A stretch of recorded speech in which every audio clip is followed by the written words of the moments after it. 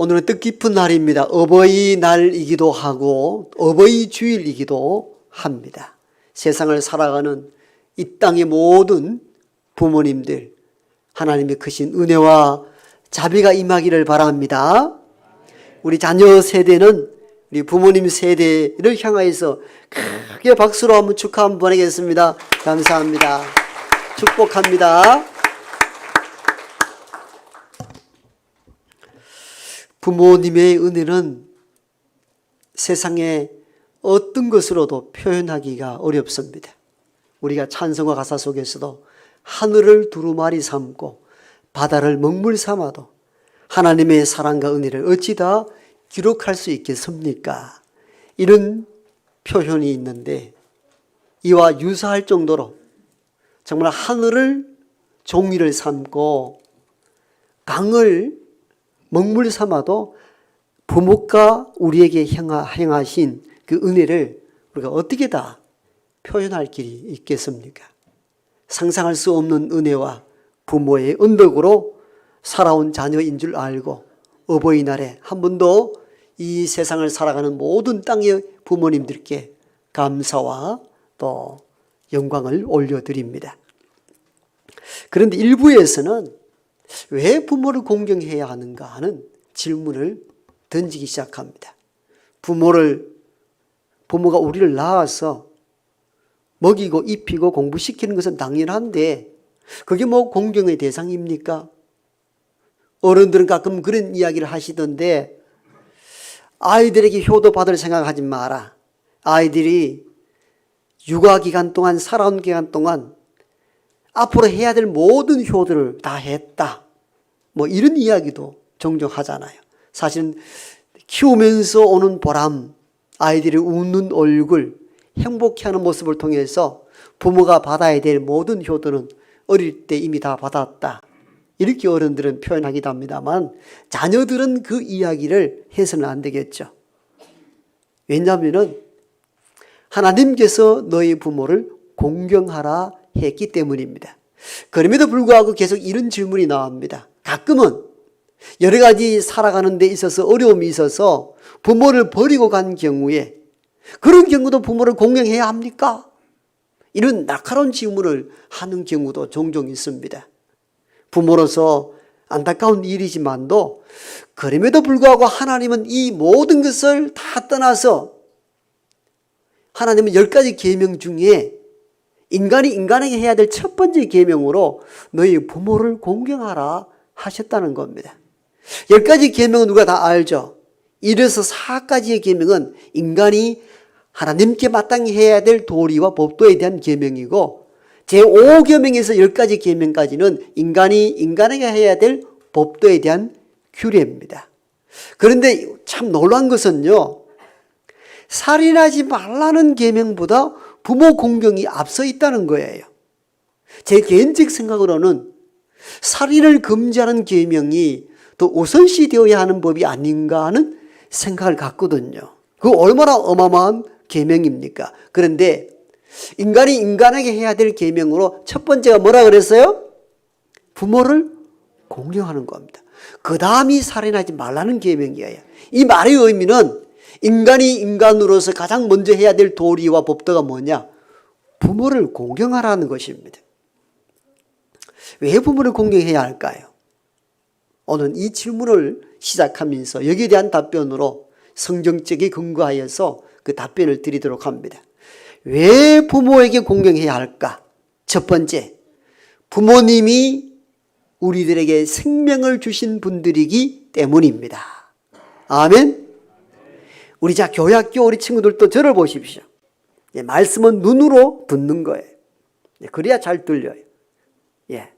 한 5분 안에 설교를 딱 끝낼 거니까 5분만 참으시기 바랍니다. 왜 부모를 공경해야 되는가? 첫 번째가 뭐라 그랬어요? 부모가 우리에게 생명을 주셨기 때문이에요. 하나님은 처음 사람 아담은 흙으로 만들었어. 코에 생기를 불어넣어서 생명이 있는 영적 존재로 만드셨어요. 그때 이 외에 그 다음부터는 어떻게 했는가? 사람의 생명은 부모님의 몸을 통하여 이 땅에 태어나도록 하셨습니다. 계속하여 흙으로 빚지 않았다 그 말이에요.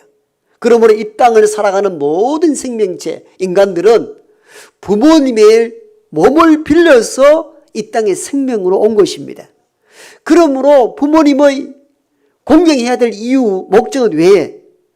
생명을 주신 분이기 때문이에요. 잘했다 못했다 그건 나중 문제예요. 여러분, 우리가 이런 말을 하잖아요. 목숨이 천하보다 귀하다. 생명이 천하보다 귀하다. 이 생명이 이 세상에 있는 모든 것보다 더 귀하다 하셨습니다. 이 생명을, 천하보다 귀한 생명을 주신 분이 누구예요? 부모님이시잖아요. 하나님을 통하여 부모님 몸을 빌려서 오신 거예요. 그 부모님 몸을 빌리지 않는 사람이 어디 있습니까? 그렇기 때문에 공경의 대상이 된다는 겁니다. 우리는 부모님이 우리를 낳고 뭘 그리 잘 키웠는데요. 제대로 입히기는 했습니까? 공부를 제대로 가르쳤습니까? 이렇게 따지는 이들이 있는데 생명을 주신 거예요. 생명이 천하보다 귀하잖아요. 천하보다 귀한 생명을 주셨으니까 부모님은 잘했다 못했다라 평가의 대상이 아니요 공경의 대상인 줄 믿습니다. 2017년도 미국에서 있었던 일입니다. 30대 여성이 암에 덜컥 걸렸습니다.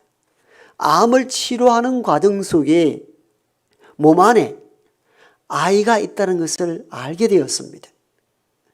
의사 선생님이 이 여성에게 이야기합니다. 계속 항암 주사를 맞거나 약을 투여해야 되는데 태아에 영향이 있을 수 있습니다. 둘 다 살릴 수 없습니다. 어느 한쪽을 선택해야 합니다. 즉 아직 막 작은 태아를 없애고 30대 당신이 살아야 되지 않겠는가 하는 생각이 들었습니다. 그런데도 이 어머니는 태 안의 아이를 지키기 위해서 항암 치료를 거부합니다. 한 달, 두 달, 석 달. 병세는 점점 약해져 가는데 아이와 산모가 다 위험합니다. 그런데 10달 만에 아이를 출산하고 그 다음날 이 어머니가 죽음을 맞이했다고 합니다. 그때 낳은 아이들은 쌍둥이였는데 모두가 건강하게 태어났다는 것입니다. 생명을 지키기 위하여 자기 생명을 아끼지 않았던 분이 이 세상을 살아가는 부모님들입니다. 여러분은 그냥 태어난 것 아니에요. 여러분 부모님들이, 특히 어머님이 여러분들을 배 안에 잉태하였을 때 하고 싶은 말 마음 놓고 하지 않았고, 먹고 싶은 음식 마음대로 먹지 않고, 좋은 말하고 좋은 음식 먹어서 이렇게 건강한 아이로 이 땅에 태어나게 하신 것입니다. 그것만 생각하더라도 부모는 공경할 대상입니다. 며칠 되었죠. 엊그제입니다. 5월 5일 저녁 뉴스에 이런 방송이 나왔습니다. 주말을 이용하여 어린이날, 어버이날 함께 가족과 함께 여행을 갔습니다.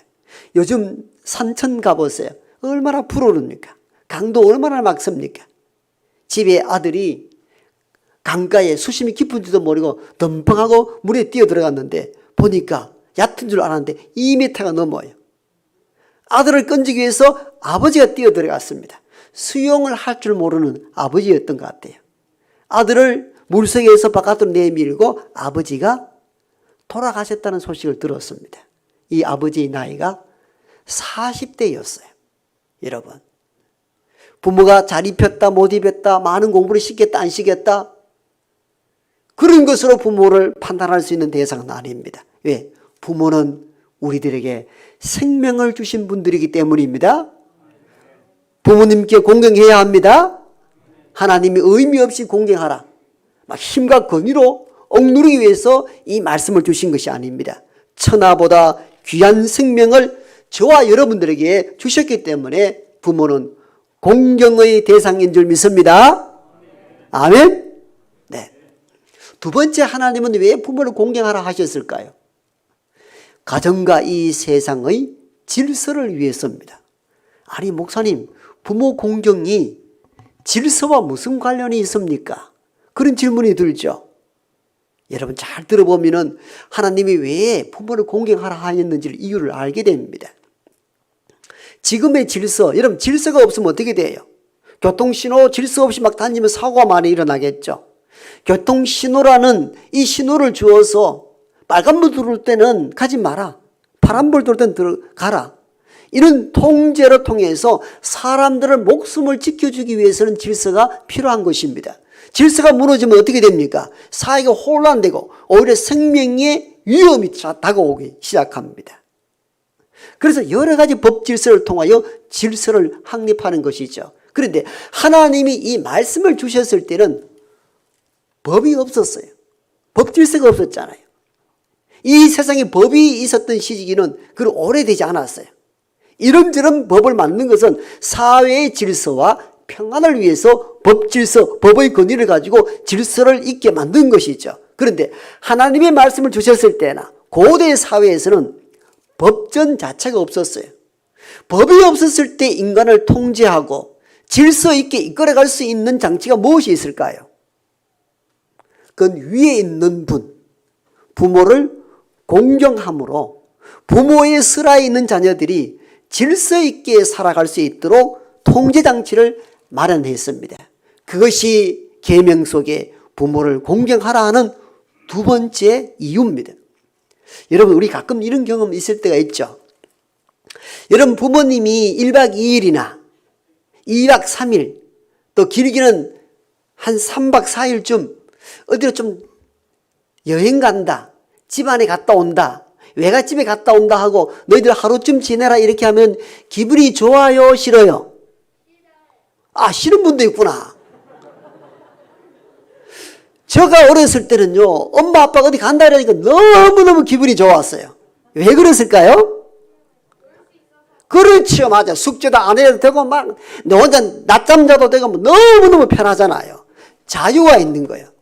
자유가 있어서 가끔 부모가 어디 좀 갔다 오시면 좋겠다. 왜? 우리 마음대로 살 수가 있으니까. 그런데 금방 떠나고 난 뒤에는 좋았는데 하루가 지나면 어떻게 됩니까? 설거지가 막 쌓이잖아요. 얘는 그런 경험 없나요? 밥그릇이 막 쌓이고. 그리고 형제가 있어도 어떻게 합니까? 네가 해라. 그래도 오빠라고 권위 있게 동생들 뭐 시키고 이러면 요즘 어떻습니까? 옛날에 목사님 때에는 예 하고 따랐는데 요즘은 오빠는 많은데 손도 없나 발도 없나? 네가 해라 왜? 이래가 싸우고 찢고 뽑고 막 야단 납니다. 그리고 이틀 3일 되면 어떻게 합니까? 처음에는 엄마 아빠 가도 좋았는데 엄마 언제 와? 이렇게 전화합니다. 빨리 와서 집안을 정리했으면 좋겠다는 겁니다. 이게 사람의 본 모습입니다. 인간은 위의 공경심이 사라지고 권위가 없어지면은 자유에 도취되어서 방종에 빠질 위험이 매우 큽니다. 지금은 법 질서가 있어서 법에 의해서 질서를 지키지만도 고대 사회 속에서 법이 없었을 때는 무엇으로 질서를 확립합니까? 부모의 공경, 부모를 공경할 때 부모의 말씀을 의지하고 부모의 권위에 복종하는 공경심을 배울 때 비로소 가정의 질서와 사회 평화가 유지가 가능했습니다. 그래서 하나님께서 만든 첫 번째 장치가 뭐냐? 부모를 공경하는 법을 어릴 때부터 배우도록 하신 것입니다.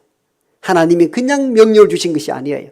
다 질서와 평안을 위해서 부모를 공경하라 하는 이 말씀을 주신 줄 믿습니다.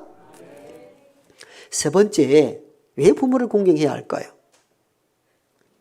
그것은 부모의 노년의 삶을 보장하기 위해서입니다. 지금은 노후 보장 제도가 국가적으로 시행되고 있습니다. 국민연금이라는 제도, 은퇴 이후에 연금 제도를 통하여 노후의 삶을 살아갈 수 있도록 장치를 좀 마련했습니다. 개인도 은퇴 자금을 마련하는 분들도 있고, 이도저도 아닌 어려운 취약계층에는 또 노인 복지 제도로 인해서 노인연금도 또 따로 있습니다. 지극히 작은 것이지만도 과거에 없던 사회보장제도가 도입이 되었습니다. 이 말의 의미를 잘 새겨야 합니다. 여러분 우리가 지금 다 건강하게 지내잖아요. 이전에는 육체의 노동으로 자녀들을 먹여 살렸는데 이제 노후에는 육체의 힘이 떨어집니다. 일할 수 있는 능력이 안 돼요. 그럴 때 어떻게 해야 합니까? 누군가의 도움을 받아야 합니다. 하나님은 고대 사회 속에서 노년의 삶이 얼마나 피폐해질 수 있는가를 아셨습니다. 인간은 젊어서 힘있게 육체 노동에 의존했지만도 지금은 지식사회지만도 이 성경이 기록될 때는 육체 노동을 했던 시대입니다. 그 육체 노동은 한계가 있거든요. 어느 나이대가 들어가면은 힘이 쇠약해집니다. 먹을 것을 스스로 공급할 수 없는 위치에 놓여 있습니다. 이분들을 위해서 하나님은 장치를 마련했습니다. 부모를 공경하도록 해서 물질로 복양할 수 있도록 제도를 만드신 것이 부모에 대한 공경입니다. 그래서 공경이라는 히브리의 단어의 원래의 뜻은 영적, 정신적으로 우대하는 것만 말하는 게 아니에요. 물질적으로 복양해 드리는 것도 공경의 단어에 포함되어 있는 본래의 뜻입니다. 그러므로 이제 우리의 부모님 세대가 젊음의 시대가 지나가고 일할 때가 지나가고 노후의 삶을 보낼 때는 자녀, 후손들이 부모를 물질적으로도 복양할 수 있어야 합니다.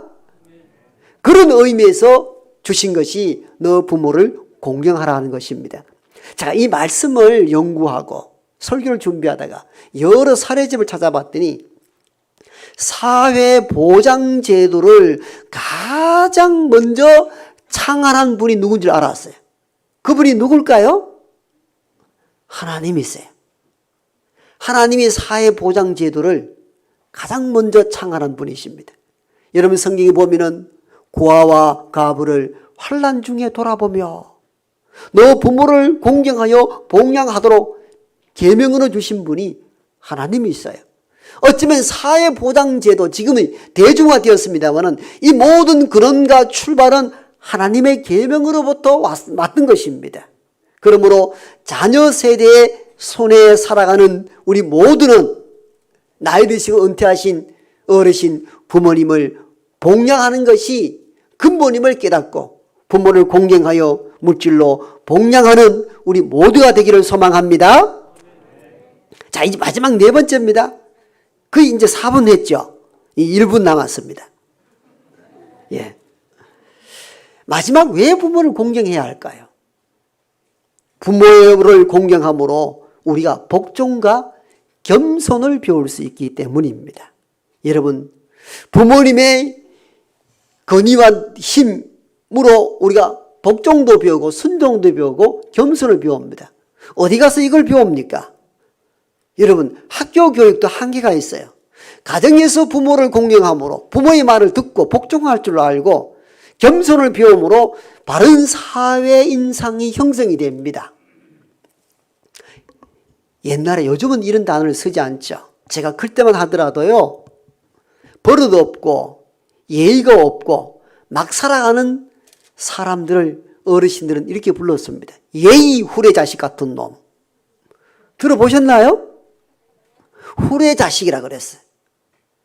후레자식은 표준어를 보니까 호로자식. 어떤 지방에서는 후레자식, 어떤 곳에서는 호로자식이라는데 제가 국립국어원의 사전을 펼쳐봤어요. 호로자식이 뭐냐? 나도 많이 들어봤는데 호로자식. 호로는 홀로의 뜻을 가지고 있어요. 홀로의 자식, 즉 아버지 없이 홀 어머니에게 큰 자녀를 호로자식, 호로의 자식이라 국립국어원에 그렇게 표현되어 있어요. 물론 이것도 하나의 편견이죠. 어머니 혼자만 계셔도 자녀 반듯하게 잘 키운 가정도 굉장히 많아요. 앞으로 이런 단어를 써서는 안 되겠죠. 그러나 이 호로자식이라는 이 개념 속에는 단지 혼자 사는 어머니가 키웠다는 의미만이 숨겨 있는 것이 아니고 예의 범절을 모르고 큰 대중적인 인간을 일컬을 때 쓰는 용법이기도 합니다. 그러니까 어른이 계셔서 어른을 공경할 줄 알고 어른의 말씀에 예하고 복종할 줄 알고 겸손한 인간으로 살아가지 않은 보편적 인간을 이야기할 때에 이 단어를 종종 쓴다고 합니다. 그러므로 부모를 공경할 때에 유익한 것이 부모에게 있는 것이 아니라 자녀에게 있다는 사실을 깨달았습니다. 그렇죠? 여러분, 부모의 통제, 부모의 어명, 말씀을 통하여 인간됨을 배웁니다. 우리가 막 세상 나가서는 마음대로 막 살고 싶은데 부모의 말씀 때문에 자신을 자제시킵니다. 여기서 겸손을 배우게 되고 함부로 어긋난 삶이나 예의 범죄를 떠난 삶을 살 수 없다고 다짐하게 되는 계기도 부모님이 우리에게 가르친 말씀이 있기 때문입니다. 그건 어디로부터 나오느냐? 부모님을 공경할 때부터 오는 배움입니다. 이 배움의 도를 자녀들에게 행하기 위해서 가장 필요한 것이 뭐냐? 부모를 공경하는 법입니다. 부모를 공경하여 잘 우대함으로 그 말씀이 들려질 때 예하고 복종을 배우게 되고 세상 가운데 어떻게 살아야 될 것인가 사회 윤리를 부모를 통하여 다 배우게 됩니다. 여러분, 부모를 공경치 않을 때 어떻게 대응합니까? 아이고 그 옛날 뭐 말도 안 되는 소리 하지 마세요. 그게 호로 자식인 거예요. 예의 범절이 없는 자녀인 것입니다. 그러므로 오늘 어버이날, 어버이 주일에 하나님이 왜 부모를 공경하라 하셨을까? 우리는 항상 이런 관점에서만 해석해서 부모만을 위한 계명이라 여겼죠. 그러나 이 말씀을 깊이 생각해 보면은 부모를 공경하라는 이 메시지는 부모만을 위한 메시지가 아니요, 오늘을 살아가는 다음 세대 자녀들에게 주신 유익한 하나님의 말씀인 줄 믿습니다. 여러분 보세요. 부모를 공경할 때에 부모에게만 좋습니까? 아니에요. 부모를 공경할 줄 아는 사람이 인간됨이 잘 갖춰진 사람으로 세상에 필요한 사회성을 갖는 인간이 되어갑니다. 그래서 계명 중에 유일하게 하라 하지 말라 이 말씀으로 계명이 끝나는데 유일하게 덧붙여 보너스로 주신 메시지가 있는 계명이 바로 5계명입니다. 너희 부모를 공경하라. 그러면 땅에서 잘 되고 장수하리라. 아멘? 아멘입니까? 여러분 10가지 계명을 성경 읽어보세요. 다 하십시오, 하지 마십시오. 그렇게 하는데 유일하게 보너스 추가적인 복을 더 추구한 계명이 유일하게 5계명입니다. 너희 부모를 공경하십시오. 그리하면 너희가 땅에서 잘 되고 장수하리라. 장수가 뭐예요? 오래 사는 거예요. 오래 살고 싶으십니까?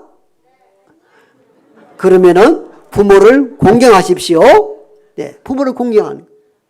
장수라는 이 의미는 요즘은 그래요. 어르신들 신방 가면은 아이고, 목사님 오래도 살았으면 이제 그만 좀 가도록 해 주십시오. 그런 분들이 솔직히 계시는데 장수의 복은 무조건 오래 산다는 것을 의미하는 것이 아니라 이 고대 사회 속에서 병치료가 잘 되지 않아서 단명하는 그 시대 속에서는 최고의 복이 장수의 복이었습니다. 이 말은 이 시대에 가장 좋은 복을 주시겠다는 겁니다. 여러분 세상에서 잘 되기를 원하십니까? 교회학교 친구들 아멘 크게 하소. 잘 되기 원하십니까? 잘 돼야죠. 잘 돼야죠. 잘 돼야죠. 잘 되는 가장 빠른 길은 어디에 있다고? 부모를 공경할 때. 왜 그럴까 생각해 봤어요. 부모를 공경하는 사람은 인성이 잘 돼 있어요. 준비가 된 사람이에요. 그러니까 세상이 싫어할 이유가 없는 사람이에요. 그러니까 세상에서 성공할 수밖에 없는 것입니다. 제 말 이해했습니까? 이 말씀을 마음판에 새기고 어버이날이며 어버이 주일에 부모를 공경하여 부모의 유익한 자가 아니라 뿐만 아니라 우리 자녀 세계에도 유익한 말씀을 담고 살아가는 복된 우리 모두가 되기를 축복합니다.